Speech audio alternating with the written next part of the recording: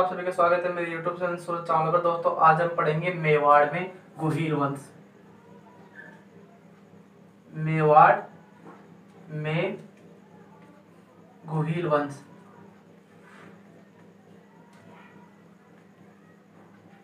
दोस्तों सबसे पहले बात करते हैं मेवाड़ की। मेवाड़ किसे कहा जाता है? ठीक है दोस्तों, मेवाड़ किसे कहा जाता है? दोस्तों कुछ समय पहले जब मेवाड़ में मेव या मेद या मेर नाम की तीनों एक ही जाति के उपनाम हैं। जो एक जाति हुआ करती थी मेव, मेद और मेर, ये जाति तीनों नाम होने के कारण इसे मेद पाठ कहा जाता था, मेद पाठ। और फिर इसका संशोधित रूप करते करते इसको मेवाड़ कहा जाता है।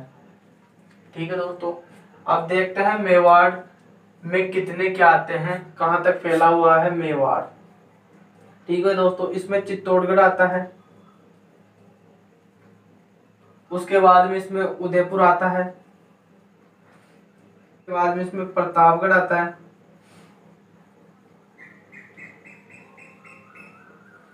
उसके बाद में इसमें राजसमंद आता है। ठीक है दोस्तों, अब मेवाड़ में शाखाएं देख लेते हैं। दोस्तों मेवाड़ में शाखाएं बताई जाती है। जो मेवाड़ में गुहिल होते हैं, गुहिल गुहिल ये मेवाड़ के अलावा भी और भी जगह है। तो सबसे पहले देखते हैं किन कवियों ने क्या कहा है। सबसे पहले देखते हैं मोहनोत नैन्सी। मोहनोत नैन्सी ने बोला है कि मेवाड़ में गुहिलों की शाखाएं नहीं है, इसके अलावा 24 और जगह भी इसकी गुहिल की शाखा है। उसके बाद में कर्नल जेम्स टोड ने भी 24 शाखाएं बताई है गुहिलों की। उसके बाद में आता है कवि राज श्याम, ये बताता है कि इसकी 36 शाखाएं हैं। और जो मेवाड़ में ही है चित्तौड़ प्रशिस्ति, उसमें इस गुहिलों की अनेक शाखाएं बताई गई है। ठीक है दोस्तों, गुहिलों की अनेक शाखाएं बताई गई है। मोहनोत नैन्सी 24 शाखाएं बताता है, और ये कर्नल जेम्स टोड भी 24 शाखा बताता है।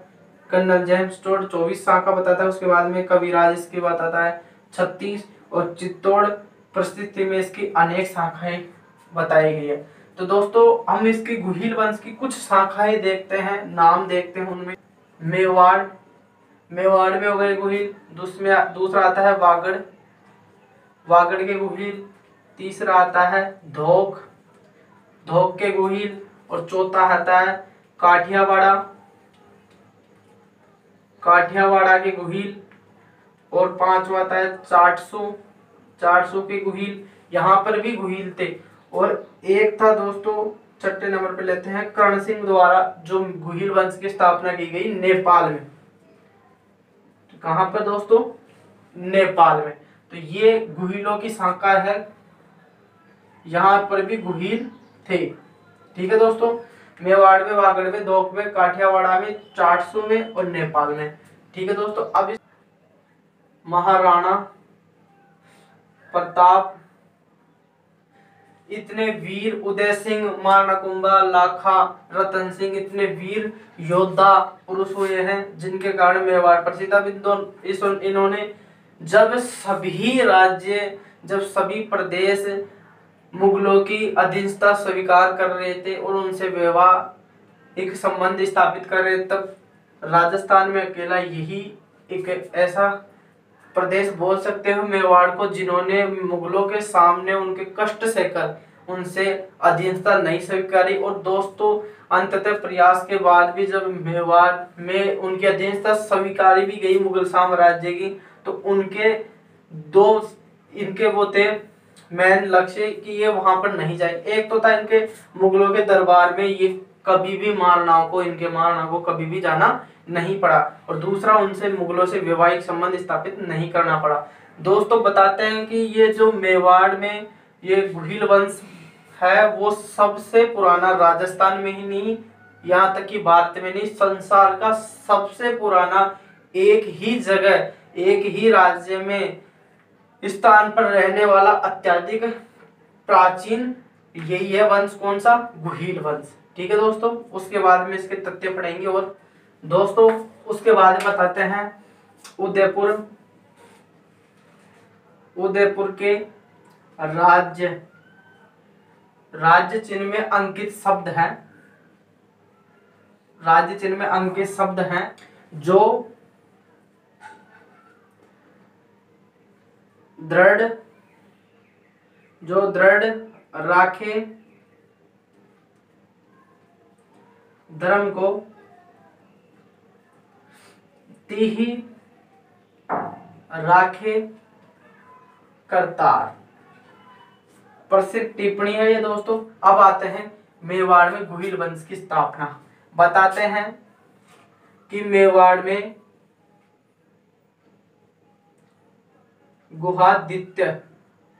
गुहादित्य द्वारा 566 ईस्वी में मेवाड़ में गुहिल वंश की स्थापना की गई।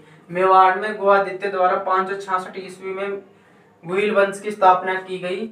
अब दोस्तों क्या है, मेवाड़ में गुहिल वंश की स्थापना हो जाती है, उसके बाद में उसके शासक भी आएंगे। उसमें शासकों में अब देखते हैं सबसे इंपॉर्टेंट गुहिल। गुहिल अपने आगे ज्यादा रावल लगाते हैं। ठीक है, आगे या पीछे अपने कौन सा शब्द जोड़ते हैं? रावल। और मेवाड़ में एक और वंश है, बताते हैं इसी का वंशज है, लेकिन वो है सिसोदिया। ठीक है दोस्तों, वो है सिसोदिया वंश। वो अपने आगे राणा या महाराणा लगाते हैं। ठीक है दोस्तों, जैसे इसमें लगाते हैं बप्पा रावल, बप्पा ये कह दो या बप्पा रावल लगाता है। और जो पद्मनी का पति है रतन सिंह, इसे बहुत लोग इसे राणा रतन सिंह पढ़ते होंगे क्योंकि मेवाड़ में, लेकिन ये राणा रतन सिंह नहीं है, ये रावल रतन सिंह है, इस शाखा से है, गुहिल से। उसके बाद में दोस्तों हम सिसोदिया देखते हैं। सिसोदिया में जैसे राणा लाखा हो गया, लक्ष्य सिंह, राणा सांगा, महाराणा कुंभा, महाराणा प्रताप, महाराणा उदय सिंह, तो ये राणा या महाराणा लगाते हैं। ठीक है दोस्तों, अब पढ़ेंगे सबसे पहले बप्पा रावल। ठीक है दोस्तों, बप्पा रावल के पढ़ेंगे सबसे पहले, बप्पा या बप्पा रावल। दोस्तों इसका जो वास्तविक नाम है वो है इसका कालभोज। ठीक है दोस्तों, कालभोज इसका नाम है, जिसे इसे बप्पा या बप्पा रावल से ज्यादा प्रसिद्ध है। वैसे इसका नाम कालभोज है। दोस्तों इसने मेवाड़ में 734 ईस्वी में राजगद्दी पे बैठा और ये 753 ईस्वी तक ही बैठा। बताते हैं 753 में ये राज सिंहासन छोड़कर संन्यास ले लिया था इन्होंने। बताते हैं 753 में राज सिंहासन छोड़कर इन्होंने संन्यास ले लिया था, उसकी जगह अपने पुत्र को राज सिंहासन बैठाया था। इसका काल 734 से 753 तक इसका शासन काल है। ठीक है दोस्तों, अब पढ़ते हैं बप्पा रावल के बारे में विस्तार से। दोस्तों जो इसका बचपन का नाम था कालभोज था। शासन काल इसका बता ही दिया, 734 ईस्वी से 753 ईस्वी तक। ठीक है दोस्तों, उसके बाद में देखते हैं बप्पा रावल के बारे में। बताया जाता है कि आराध्य देव थे, वो एक लिंग जी थे।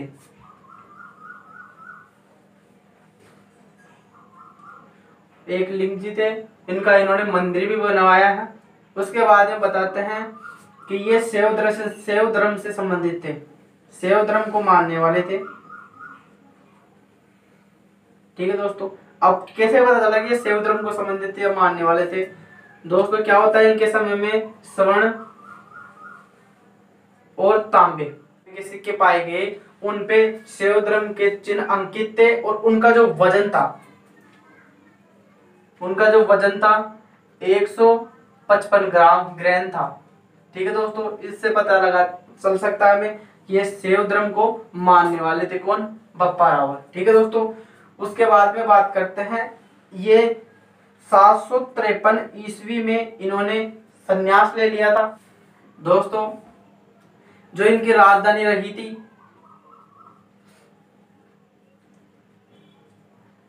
वो इनके समय में नागदा रही थी, और जो बप्पा रावल की मृत्यु हुई थी वो भी यहीं पे हुई थी, नागदा में। दोस्तों, उसके बाद में आबू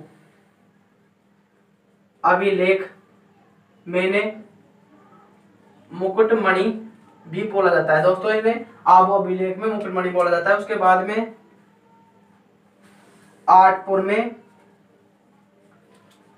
आठपुर लेख में इन्हें सूर्य के समान तेजस्वी, इन्हें आठपुर लेख में सूर्य के समान तेजस्वी बोला जाता है। अब दोस्तों, इसके बारे में और तथ्य पढ़ेंगे। दोस्तों, बताया जाता है ये 35 हाथ की धोती और बताया जाता है कि ये 16 हाथ का दुपट्टा पहनते थे। 35 हाथ की धोती और 16 हाथ का दुपट्टा पहनते थे। दोस्तों, बप्पा रावल के संबंध में कहानी के माध्यम से है, कहानी बताता हूं मैं। कहानी ये है कि बप्पा रावल हारित ऋषि की गाय चराता था।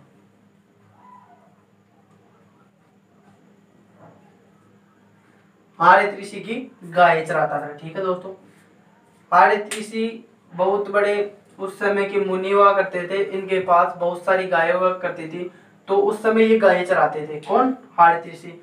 तो फिर बप्पा रावल ने देखा, बप्पा रावल देखने के बाद बप्पा रावल इनकी गाय को चराने लग गई, हारित ऋषि, जिनसे हारित ऋषि ये देखकर प्रसन्न हुए कि ये गायों को सही प्रकार से चराते हैं और उनसे मोह भी है।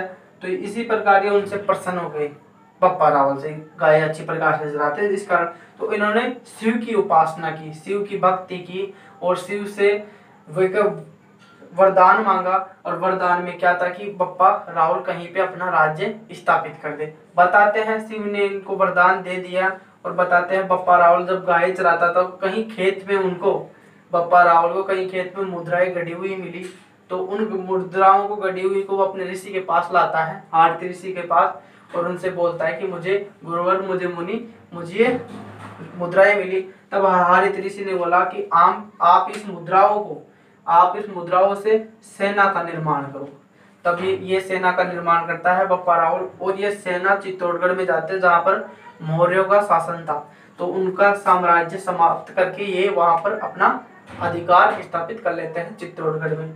ठीक है दोस्तों, ये बप्पा रावल पर एक छोटी सी कहानी थी। एक लिंगजीव को वहां का राजा और खुद को उनका दीवान बताते थे, और दीवान बताकर ही वहां पर दीवान की तरह अपना शासन करते थे। दोस्तों, इसी के साथ बप्पा रावल यहीं पे समाप्त होता है गुहिल वंश का। उसके बाद में इसका नेक्स्ट टॉपिक पढ़ेंगे, वो है रतन सिंह।